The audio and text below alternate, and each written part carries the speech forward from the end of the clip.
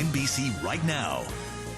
Your local news at 5. Up next, an unusual situation in Richland involving a helicopter, officers rappelling to the ground, and a cancer patient who's very upset.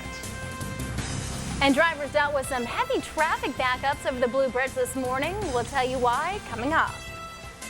Good evening and thanks for joining us. I'm Meredith Boggs. Shane Ettinger, a helicopter swooping down, scanning the nearby Yakima River with men rappelling down on lines. That's what nervous residents in a Richland neighborhood say they witnessed last night. NBC Right Now got to the bottom of who these men were and what they were doing. Don Gurney spoke with a man who says they were there because of him.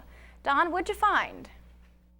Shane and Meredith, we've discovered these men were in fact officers. Multiple neighbors who live on Jones Road in Richland described the helicopter as scanning the river, hovering in close to one spot, and then making its way out of the area. As the copter came close to a family swimming near the river, they claim their son almost drowned from the helicopter wind gusts. They were just maybe 20 feet above us, and it blew him right down underneath the water. I turned my head and looked at him, and I made a gesture at him. A gesture involving a very specific finger. At the time, Philip Lindenberger had no idea who these men were. I mean, he could have drowned.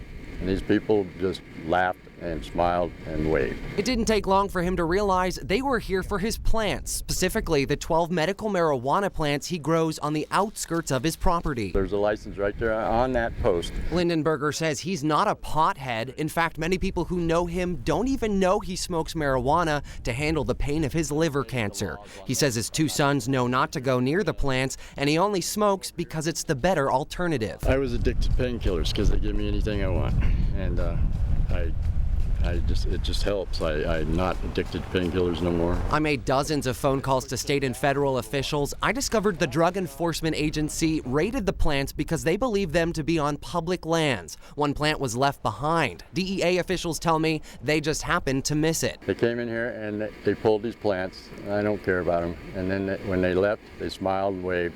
I thought that was pretty funny. It ain't funny to me. Lindenberger was more upset when he thought his son could have been injured. Washington State Patrol, along with DEA agents, tell NBC Right Now they acted within their jurisdiction under the federal government, which still defines marijuana as an illegal substance. While we're told they will not raid private property in Washington without proper investigation, public lands are a different story. Live in the studio, Don Gurney, NBC Right Now.